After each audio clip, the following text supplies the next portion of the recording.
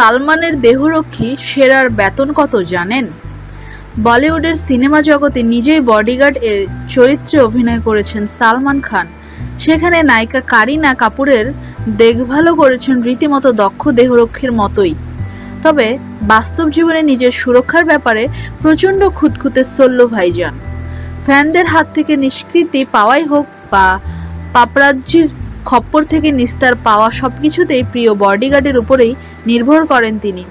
তবে দেহরক্ষীর সংখ্যা একাধিক হলেও বডিগার্ড সেরাই সালমান খানের প্রধান পছন্দ। নিজের যে কোনো প্রয়োজনে সেরাই হন ভাইজানের মুশকিল আসান। সেরা নামটিও সালমানেরই দেওয়া।